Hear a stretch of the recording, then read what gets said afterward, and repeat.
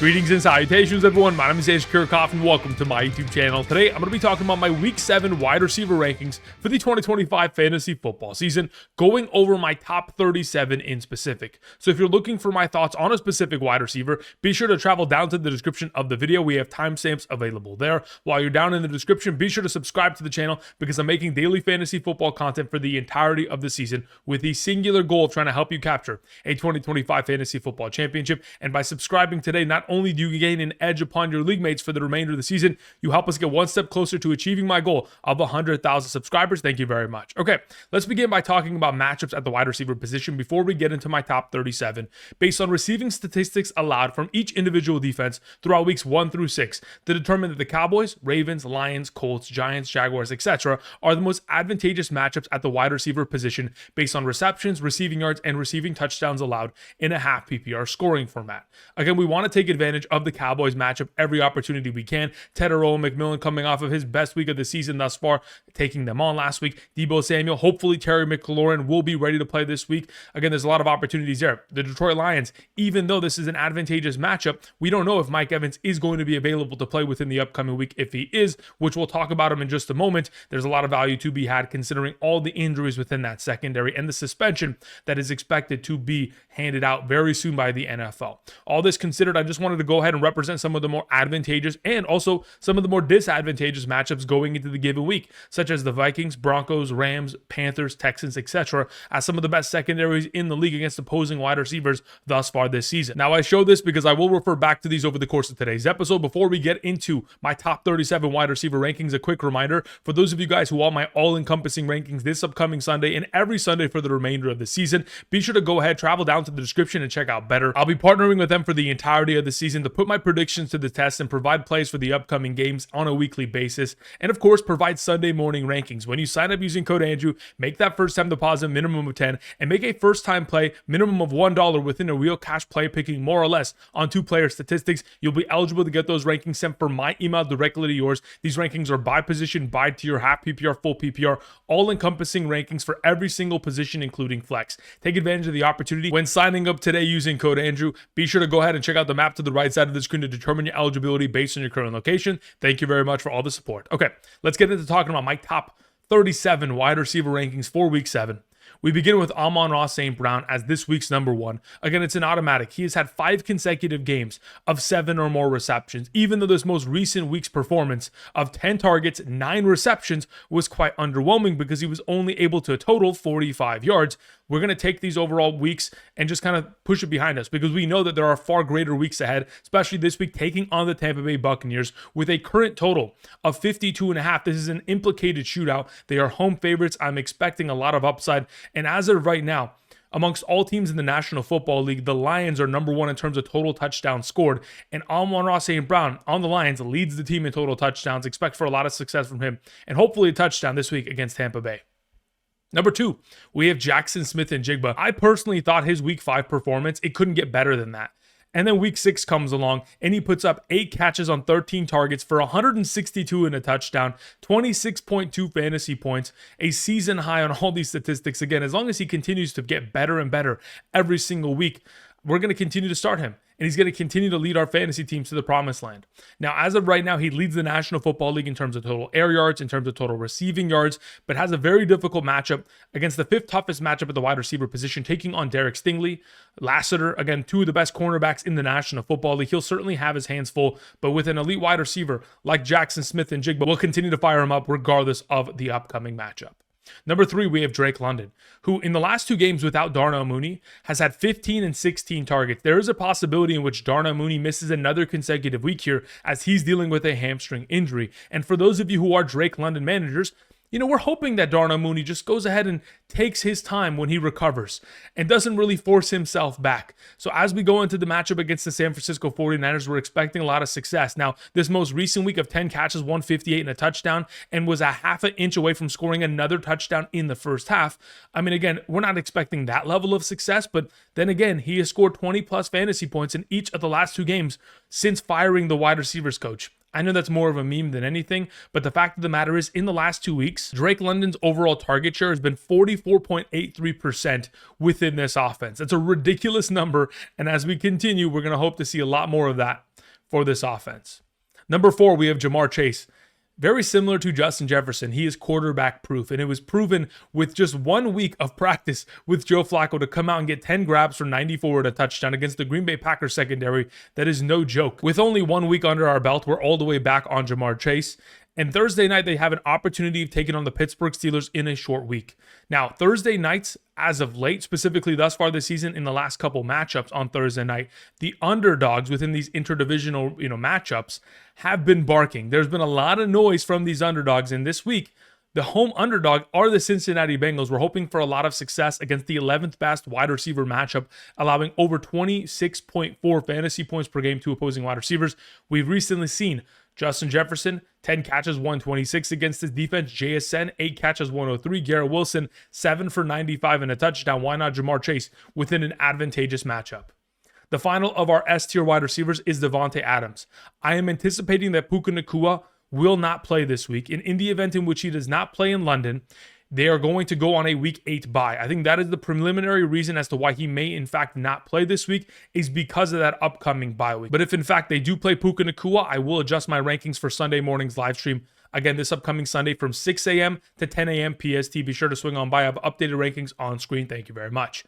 If it wasn't for the fact that Matthew Stafford has been one of the more inaccurate quarterbacks down in the red zone, Davante Adams clear and away would be number 1 in terms of all receivers, in terms of receiving touchdowns. He's still in that category, but the amount of opportunities that Davante Adams has had, but just inaccurate passes are going in his direction, specifically wide open in the back of the end zone this most recent week, 10 yards over his head, as if he's Calvin Johnson. Hopefully, as we continue, he'll get more opportunity share, and especially this upcoming week in the absence of Puka Nacua, we're hoping that's going to be the case against the number 6 matchup at the wide receiver position, allowing over 29 fantasy points per game to opposing wide receivers, primarily because the Jacksonville Jaguars run-stop defense has been great. There's a reason why they allowed 162 and a touchdown to JSN, 104 and a touchdown to Nico Collins, 165 and a touchdown to Ja'Marr Chase. A lot of wide receivers finding success. I mean, shoot, even Davante Adams last season torched his defense as a member of the Jets. Moving on to our number 6, we have the thumbnail of today's episode. That's right, we have Rashee Rice. For those of you who have him on roster, you made the investment of either drafting him or trading for him as of late. And at the first chance we have to potentially start Rashee Rice, we are absolutely going to do so. Last season from weeks 1 through 3, averaging 9.7 targets per game, and in a half PPR scoring format, averaging 17.63 fantasy points per game. This is not like returning from an injury like a Terry McLaurin or Mike Evans this week, or even CeeDee Lamb. This is a player coming off of suspension. I understand he tore his ACL last season, but he is far beyond the overall recovery process, and this is just a matter of him getting the opportunities now to run at a full speed, 90+% of the overall snaps, and get him rolling in a matchup against the Las Vegas Raiders, which is an advantageous one. The Chiefs being 11.5-point favorites this week at home. They're going to pour it on, and of course, they're going to continue to look in the direction of the number 1 receiving option, henceforth, Rashee Rice. Number 7, we have Justin Jefferson. Quinyon Mitchell did sustain an injury last week. The number 1 cornerback of the Philadelphia Eagles, for those of you who are not familiar with Quinyon Mitchell. Again, that was a Thursday night game against the Giants. There's a possibility in which he could return and be available within the upcoming matchup. But if he is not available, this Eagles secondary will be hopeless trying to cover Justin Jefferson. Even if they try to double cover him, it will not work. Whether it is J.J. McCarthy or Carson Wentz, it doesn't matter. There is a possibility in which J.J. is not ready to play. And if that's the case, Carson Wentz with Justin Jefferson over the course of the last 2 games in London, 10 catches, 126, 7 catches, 123. He's an automatic start regardless of who's playing quarterback, as we know.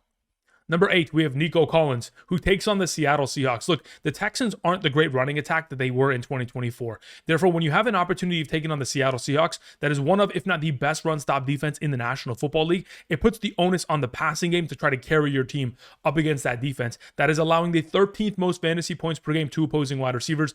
BTJ had his breakout week against them last week, and there's a possibility in which we can continue to see wide receivers dominate. BTJ, 8 catches, 90 and a touchdown. Puka going for 7, 163 and a touchdown. Marvin Harrison, 66 and a touchdown. With all of the injuries that have taken place to the Seattle Seahawks secondary, expect for Nico Collins off of the bye to come up and light up their secondary this week. Our number 9 this week is George Pickens, coming off of another incredible game. 9 catches, 168 and a touchdown, 27 fantasy points in the weeks in which he has been without CeeDee Lamb, from weeks 3 through 6, averaging 8.75 targets per game and 21.18 fantasy points per game in a half PPR scoring format. I mean, he's coming off of 5 consecutive games of 1 receiving touchdown minimum, and now has an opportunity in the potential return of CeeDee Lamb to be facing number 2 cornerbacks for the remainder of the season. This game is an implicated shootout with a 54.5 point total, the highest I have seen in 2025 thus far. Expect for a shootout indoors, no weather concerns, against the Washington Commanders secondary. Now, while on the topic of this matchup between Dallas and the Washington Commanders, let's talk about CeeDee Lamb as our number 10. It has been said that he has a chance to play this week. It is still to be determined. In the event in which he does end up getting the start, he's an automatic play, and I would probably increase his ranking ahead of George Pickens, because last that we saw CeeDee Lamb prior to his injury, we're talking about 9 catches for 112 and 7 catches for 110, dominating. As long as he gets a full participation of practice by the time we get to Friday, we are going to be firing him up in a matchup in which, like I mentioned moments ago with George Pickens, is a 54.5 point total, the highest that I have seen in terms of implicated totals within this upcoming shootout in 2025, with no weather concerns and the potential of him returning, especially considering how great this passing attack has been for the Dallas Cowboys as of late. Expect for a lot of success from this offense and, of course, CeeDee Lamb. On number 11, to begin the B tier, we have Romeo Odunze, who has himself an opportunity of continuing to find success. And in this most recent week, even though he comes away with only 2 catches and 32 yards, he had himself a receiving touchdown called back due to an illegal formation. And then, unfortunately, there were a couple deep balls 30, 40 yards down the field that just weren't the most accurate in double coverage. If he was given an opportunity one-on-one, of course, Romeo Odunze is making those receptions. And this week may be the chance in which he has to find success deep down the field, as Kayshon Boutte and Demario Douglas, both in this most recent week, found themselves a lot of success down the field. If Caleb Williams can go ahead and launch a couple punts down the field with his arm, there's an opportunity in which Romeo Odunze, Luther Burden can run under those opportunities against the 9th best matchup at the wide receiver position, who have just recently allowed 93 and 2 touchdowns to Kayshon Boutte, 71 and a touchdown to Demario Douglas, 96 and a touchdown to JSN, and Jawan Jennings even had 89 and a touchdown. Romeo Odunze, an automatic start once again this week. Number 12, we have DK Metcalf, who is balling out thus far this season, and we already got confirmation earlier today that Calvin Austin, the number 2 wide receiver, has already been ruled out for this upcoming Thursday's game against the Cincinnati Bengals. This has now been 4 consecutive games in which DK Metcalf has scored 1 receiving touchdown minimum, and he's coming off of a week in which he had a season-high 9 targets, and we're hoping he's only going to continue that opportunity share with Aaron Rodgers, as again, there aren't very many other options to throw the ball to. Taking on the Bengals, allowing 25.68 fantasy points per game to opposing wide receivers.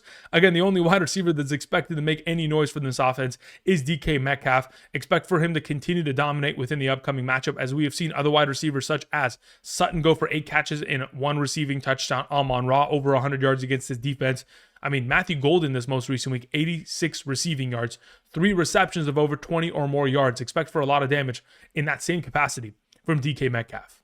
Number 13, speaking of Courtland Sutton just moments ago, I understand Courtland Sutton is coming off of his worst game of the season, or one of his worst 2 games of the season, but over the course of the last 16 healthy games in which he has played, 13 of those 16 games consisting of 10 or more fantasy points. He has been one of the more consistent wide receivers in fantasy football, and I'm not allowing this one singular week of a very difficult matchup against Sauce Gardner, and additionally, the entire Broncos offense being a no-show within that game. I won't utilize that as ammunition against Courtland Sutton's potential efforts this upcoming week, taking on the 5th best matchup at the wide receiver position, the New York Giants, that are allowing 29.92 fantasy points per game, have allowed many of yards to Rashid Shaheed, Quentin Johnston, George Pickens scoring touchdowns. Even A.J. Brown last week had 80 receiving yards in an underwhelming performance. Expect that kind of a yardage count and hopefully a touchdown here from Courtland Sutton this upcoming week against the Giants. On number 14, we have Brian Thomas Jr., who finally had his breakout performance of 2025. Took long enough, had himself 8 catches, 90 and a touchdown, and also had a singular 55-yard receiving touchdown called back due to offsides by Travis Hunter. I don't know why you're lining up offside prior to the play, but it is what it is. Could have easily came away with 30 points last week, but as of right now, as we approach the LA Rams matchup, we're hoping that he's going to continue to get himself a very similar share of opportunity, 10 plus targets, primarily because the LA Rams run stop defense has been incredible, and that has led to many of teams finding success against their secondary. Most recently, we're talking about Kendrick Bourne, 10 catches for 142, Michael Pittman Jr., 41 and a touchdown. A.J. Brown and DeVonta Smith both finding themselves in the end zone, but also a lot of receiving yardage within that overall conversation. Nonetheless, Brian Thomas Jr. as the number one against the defense that's great against the run. Expect for a lot of success, hopefully, if the weather holds up in London this upcoming Sunday morning. Our number 15 is Deebo Samuel. Look, Terry McLaurin is practicing this week, and I think that's only going to help elevate the offense, especially in an upcoming matchup against the Dallas Cowboys. This current total sits at 54.5, the highest of the 2025 season. This is going to be a shootout between these two teams in Dallas. The Dallas Cowboys are giving up the most fantasy points per game to opposing wide receivers, 35.37. I think there is a conversation to be had that if, in fact, Deebo Samuel is going to be alone for another consecutive game, and Terry McLaurin does not, in fact, play, he would move into the top 12 conversation this week, because we have seen wide receivers such as Tetairoa McMillan score 2 touchdowns this last week. Garrett Wilson, 71 and a touchdown. Romeo Doubs, 58 and 3 touchdowns. Expect for a touchdown, hopefully in the favor of someone like Deebo Samuel this week. Number 16, to begin the C tier, we have Ladd McConkey. Now, who would have guessed that opportunity leads to success in fantasy football? And Ladd McConkey finally getting back to 9 targets would have led to him having his best game of the season of 7 grabs for 100 yards and a receiving touchdown. This upcoming week, taking on the Indianapolis Colts, we're still uncertain as to this current status of Quentin Johnston. I do have him ranked today, and I do anticipate him to play, but I'm hoping that Justin Herbert has come to his senses and realized, man, I got to get Ladd McConkey more involved, especially against the Colts secondary that does not have Kenny Moore, their primary nickel cornerback, and additionally are the 4th best matchup at the wide receiver position. Earlier this year, they got torched by the LA Rams, 321 yards and 3 receiving touchdowns from wide receivers alone. Everybody else has been relatively solid, but I would hope that Justin Herbert in this offense throw the ball heavily against this secondary and find success from all 3 of their primary contributors. Number 17, we have A.J. Brown. Look, if you compare his overall opportunity share in the first 6 games of this season in comparison to 2024, he actually has more targets this season. And yet he has not been very much so successful because the opportunities in which he has been given are not at the greatest of quality. Now, hopefully, as we progress, we're hoping for this offense to kind of wake up. And in order to do so, they need to begin to run the ball once again. And the only way that they're going to specifically find an immediate volume of success is by running against the Vikings, because that is where they struggle the most. As of thus far, technically the Vikings are the toughest wide receiver matchup, allowing only 15.76 fantasy points per game. But I believe that's more of a paper matchup. I think success can and will be found from A.J. Brown and DeVonta Smith this week against this secondary. Number 18, we have Mike Evans. Big Mike, the legendary Hall of Fame wide receiver in due time. Again, this is a wide receiver that is expected to come back with the absence of Chris Godwin and Emeka Egbuka. In the event in which both of them are missing, of course, there's many of targets to be available for Mike Evans, who last season, 2024, from weeks 12 through 18, without Godwin in the lineup, was averaging 9.3 targets per game and 17.27 half PPR fantasy points per game. They take on the 3rd best matchup at the position, taking on the Lions, who have most recently allowed the Kansas City Chiefs receivers to score 3 receiving touchdowns. Jamar Chase, 110 and 2 touchdowns. Romeo Doubs, 128 and 2 touchdowns. If Mike Evans is healthy and at a full capacity, expect for a lot of damage, especially considering all the injuries and suspensions this Lions secondary is dealing with going into this week. Number 19, we have Chris Olave, who is balling out himself. It doesn't matter who covers him. Even with Christian Gonzalez last week, it did not matter. He continues to pull through with incredible performances. He's obviously a more valuable fantasy contributor in a full PPR in comparison to a half, because he doesn't score as many touchdowns as he finds himself finding receptions and targets within his score lines. I mean, he has had 10 or more targets in 5 of the last 6 games. He's number 2 amongst all wide receivers in terms of total target opportunity. Again, as long as he continues to get that high of level, taking on the 8th best matchup at the position against the Chicago Bears, nearly allowing 28 fantasy points per game, who just most recently allowed 131 and 2 touchdowns to Washington Commanders wide receivers. Pickens, 68 and a touchdown. JMO, 108 and a touchdown. Amon-Ra, 115 and 3 touchdowns. Expect for a lot of success from Olave and hopefully Rashee Rice as well. Number 20, we have Quentin Johnston taking on the Indianapolis Colts. Like I mentioned earlier with Ladd McConkey, we are hoping that Quentin Johnston is going to return. The expectation is that he is going to be practicing today, and we're going to monitor that over the course of this week. He's averaging 8.2 targets per game when healthy this season, and now has an opportunity of taking on the Colts, who may be without their number one cornerback, who did sustain a concussion in the pregame warmups last week. In the event in which Charvarius Ward is going to be missing another consecutive game because of the concussion protocol, anticipate for Quentin Johnston against the fourth best matchup at the wide receiver position, allowing over 30 fantasy points per game to find himself continued success, just like how he was prior to his injury in week 6. All right, let's move on to our number 21 to begin the D tier.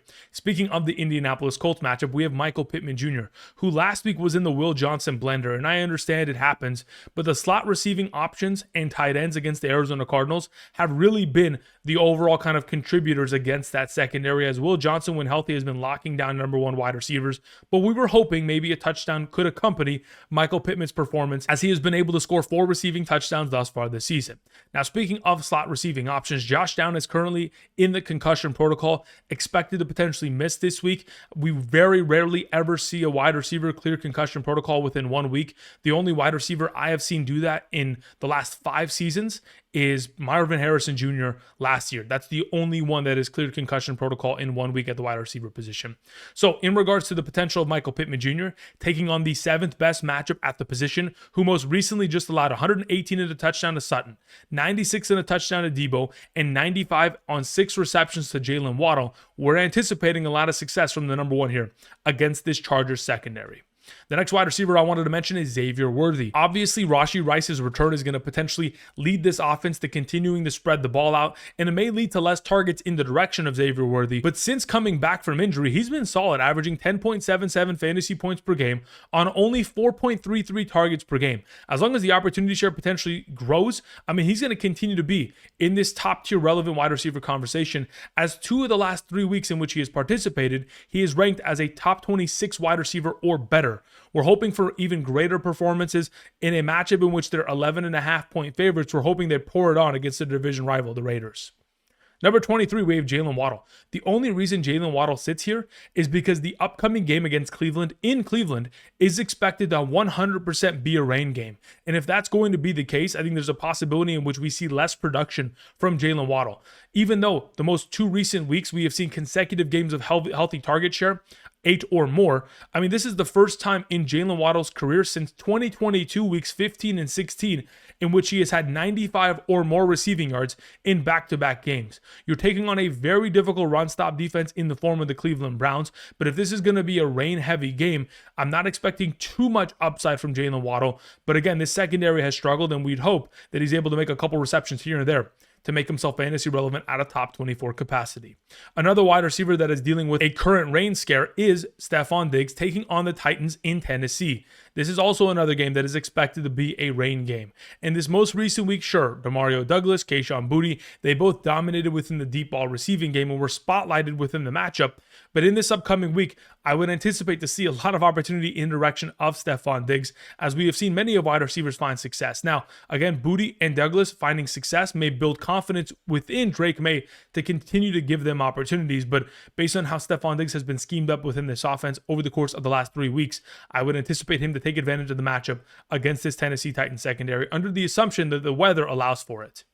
Number 5, we have Kendrick Bourne. He's coming off of back-to-back games of 142 receiving yards with Mac Jones. Now, I really want to preface that because Brock Purdy is practicing today, and there's a possibility in which he returns. There's also a possibility in which we get the return of George Kittle or Ricky Pearsall this week. And if that does take place, Kendrick Bourne's overall ranking will diminish greatly. If Mac Jones is a starter and nobody else is active, whether it be Purdy, Pearsall, Kittle, he remains as the number 25 this week against the Falcons, regardless of the matchup against A.J. Terrell. But if everybody else is active, Purdy, Kittle, Pearsall, then at that point, Kendrick Bourne probably falls out of the top 40 this week.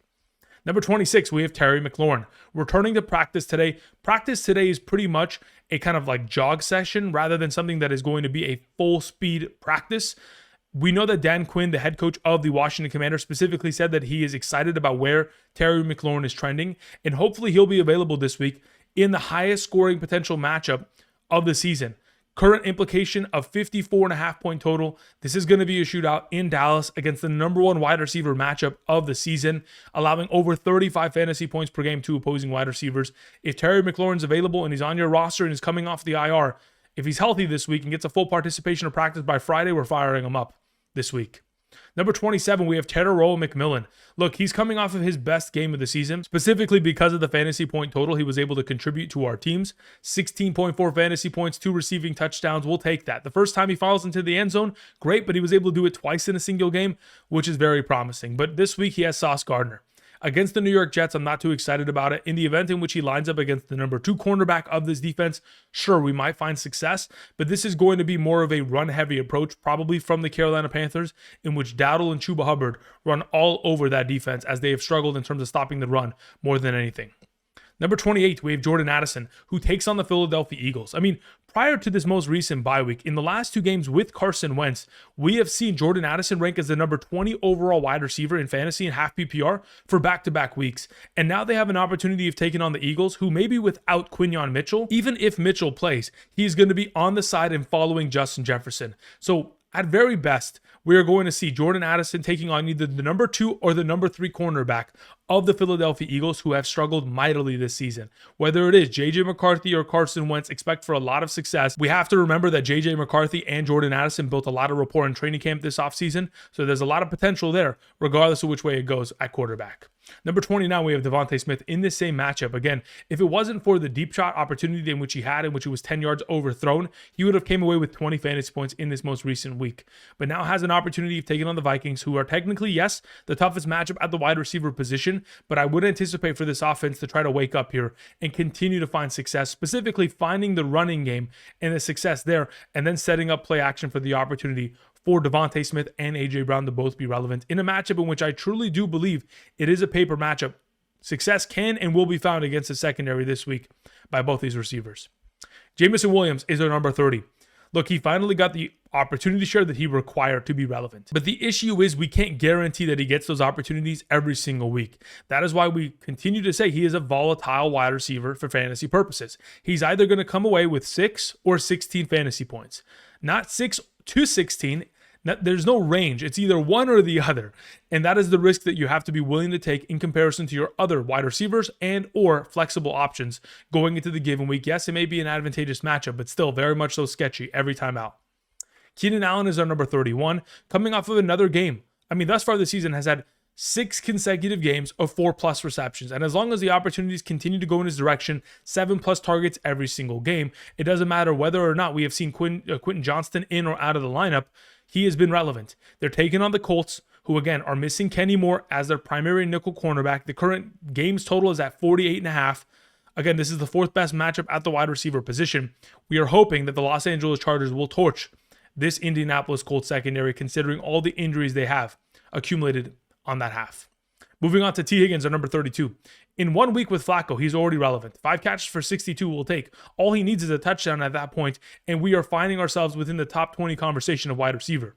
So going into the Thursday night matchup in which the underdogs have been barking thus far this season, we're talking about this most recent week, the Giants finding a way to win. The week prior, the San Francisco 49ers. The week prior to that, the Arizona Cardinals almost pulling it out, only losing by a game-winning field goal. Many of the underdogs on Thursday night finding success within these interdivisional matchups against one another. So taking on the Steelers, the 11th best matchup at the position, we're hoping for Joe Flacco and T. Higgins to continue to build a rapport. And as they continue to do so, there's even more opportunities for touchdowns. Moving on to our number 33, we have Matthew Golden, who's coming off of a week in which, yes, he only had 3 receptions, but also had 2 rushing attempts for 16 yards. And of those receptions, they counted for 20, 35, and 31 yards. He is a deep shot receiving option and also the primary slot receiver of this offense as of thus far this season. And slot wide receivers against the Arizona Cardinals have found the most success against that secondary outside of tight end. We're talking about the Indianapolis Colts slot receivers. 6 catches, 58 and a touchdown. Tennessee, 5 for 83. San Francisco, 6 for 69. And Carolina, 5 for 23 and 2 touchdowns. Expect for Matthew Golden this week to maybe have a breakout performance here in comparison to what he has done as of late. Number 34, another rookie wide receiver I wanted to mention with a potential breakout performance on the horizon is Luther Burden. DJ Moore obviously was taken to the hospital after the game. We're not 100% certain of his status this week, but if there's going to be a possibility in which DJ Moore misses, expect for Luther Burden to take over his role and dominate in terms of the deep receiving opportunities down the field, just in the same way in which Kayshon Boutte and Demario Douglas were able to accomplish that last week against the Saints defense. Yes, Romeo Doubs has found himself with a lot of deep shot opportunities within this offense, but so will Luther Burden in the absence of DJ Moore this week. We'll continue to keep DJ Moore's status monitored as we progress through this week. Moving on to the next wide receiver, we have Romeo Doubs, who technically still is the number one wide receiver in terms of total target opportunity within this offense, coming off of a week, 5 catches for 55 and 9 total targets. He's going into the Will Johnson blender this week. That is why I have Matthew Golden ahead of him. I think Matthew Golden and Tucker Kraft will find the most success this week against the Arizona Cardinals, as they have struggled against opposing slot receivers and tight ends thus far this season, while number one wide receivers on the outside haven't had their greatest weeks of all, taking on this secondary. Number 36, we have Tre Tucker. He's coming off of the last couple weeks of 9 or more fantasy points in a half PPR, double-digit fantasy points in a full PPR, and continues to find success. And within garbage time this week, if in fact Jakobi Meyers is going to continue to play as lackluster as he has as of late, taking on Kansas City, I mean, there's always a possibility that trade talks begin to heat up, and then all of a sudden, Jakobi Meyers has a hamstring injury, and then he gets shipped off the next week. If that takes place, either way, Tre Tucker, very valuable this week within the matchup in garbage time. The final wide receiver I wanted to mention is Wan'Dale Robinson, because I have to. Because this week against the Denver Broncos, the most difficult matchup at the wide receiver position, technically speaking, because really, unless you're going up against Singleton or Riley Moss, you're not going to find much success against any of their own other cornerbacks thus far this season. Wan'Dale Robinson is probably the only wide receiver that will catch a ball. I don't expect Humphreys. I don't expect Slayton to be prepared. I don't expect for Jalen Hyatt to find success against Riley Moss or Patrick Surtain. Whichever way this goes, Wan'Dale Robinson has to find the majority of the overall opportunity share. And once he does, he will still be fantasy relevant, but just a lesser option considering we're talking about half PPR rankings. All right, that's going to cover for me today. The final thing I wanted to mention, for those of you guys who want my all-encompassing rankings, whether that be half PPR, full PPR, at all positions, quarterback, running back, wide receiver, tight end, kicker, defense, and flex, every Thursday and Sunday, you can check out the Patreon. Also, you can send me individualized messages in regards to potential questions you have, waiver wire pickups, trade questions, starter sit questions, all of the above. If you guys want to go ahead and check that out, there's a link down in the description. I greatly appreciate you guys supporting the channel. I'll be back tomorrow with quarterback and tight end rankings. And until next time, I'll see you guys. Peace.